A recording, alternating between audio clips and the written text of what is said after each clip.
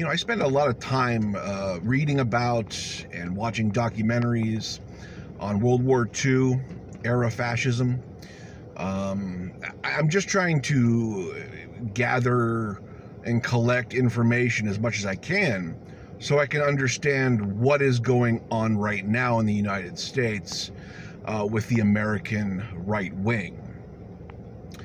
And along the way,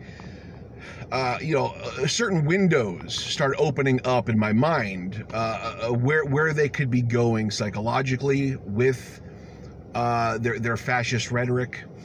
And one thing I just kind of stumbled on recently is American right-wingers right now who are engaged in othering people.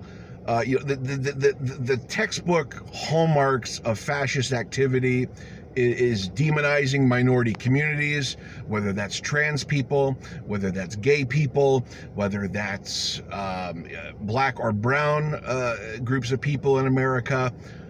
And that's a conservative hallmark too.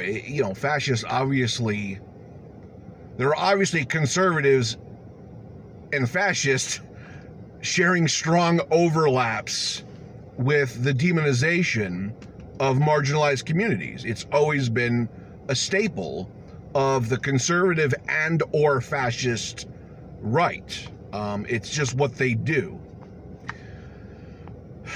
And I see them do it so freely, online, in public spaces, and they seem really detached from the end point of what they're doing. Because, as most of us know, fascism isn't like turning on a light switch.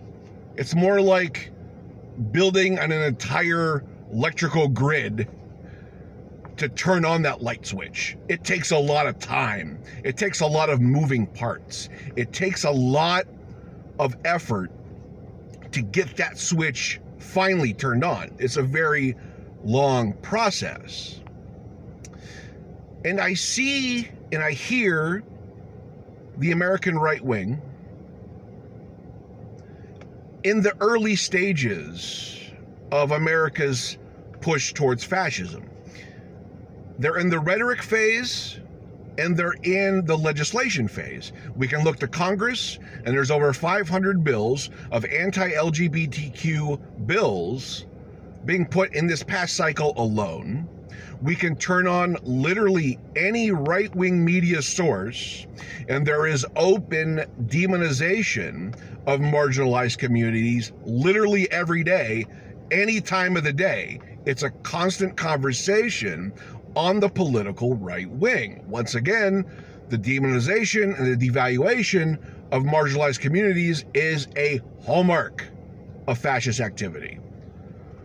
One of many. And like I was saying, they do it so freely, and I'm just like, why are they doing it so freely? Do they not even know what they're doing? Do they not even understand? And the answer to all that is no, absolutely not.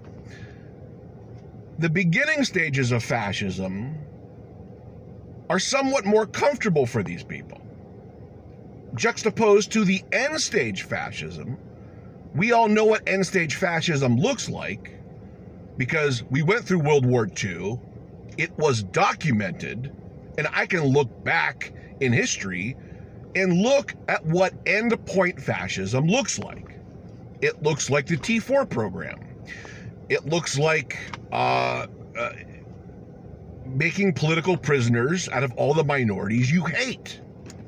It means sterilization. It means castration. It means we have the documents, we have the proof of what happens in end-stage fascism.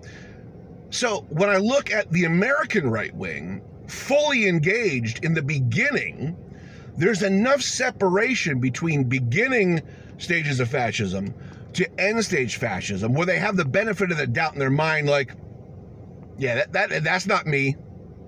That's not me. And you know what? It might not be. But you know what else? There's going to be someone who isn't you, who's going to pick up the ball that you sat down on the field and run with it to end stage fascism.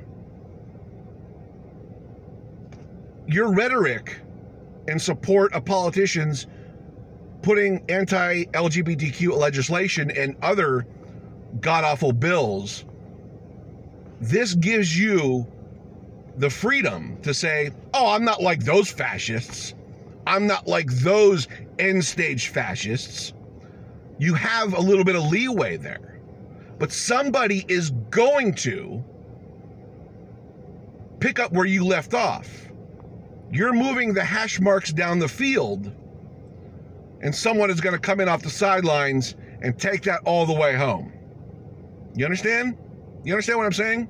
So once again, when we look at this full scope, it's a very large scope. It's a very long field to work with here. So when I see the American right wing, you know, just freely engaged in the demeaning rhetoric, the hateful memes, demonizing and marginalizing people that they don't like, they're completely detached from the endpoint of that rhetoric. And if they're more aware of it, if they're more educated about the endpoint of their rhetoric, would they change? Would they have moments of realization like, oh my God, yeah, I am pushing fascist rhetoric that's going to lead to, that could lead to someplace god awful. And I don't want to do that to my fellow human. Okay? I just want to own the libs. Right?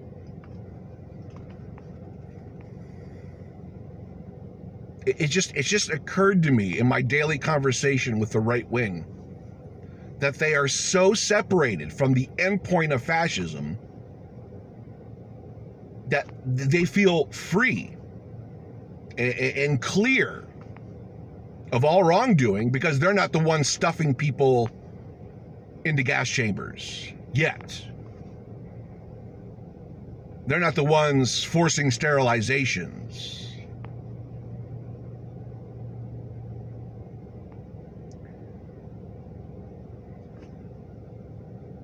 It's something they haven't thought about. So if this is you, I want you to think about it. We are in the beginning stages. Jason Stanley said it. America is in the legislation stage, fascism's legislation stage. Okay? We are literally litigating fascist ideology in our court system and in our legislature. Look at the Supreme Court. Women just lost their reproductive rights. Gone. If they're going to take away 167 million people's right to their own reproductive autonomy, there is no limit to what comes next for other groups. It'll be LGBT groups. It'll be immigrants. Name them. They will be next.